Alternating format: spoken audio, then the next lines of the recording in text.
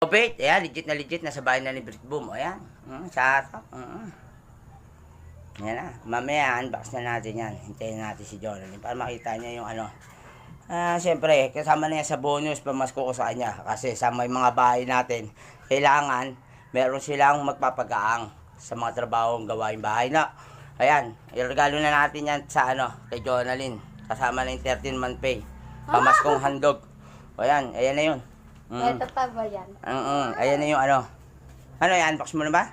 Sige, i-unbox natin. Pa-unbox natin kay Jonalyn. Hinanantay natin. Kailangan yung mga asawa nyo, iregaluhan nyo rin. Bigyan nyo ng bonus, 13-month pay.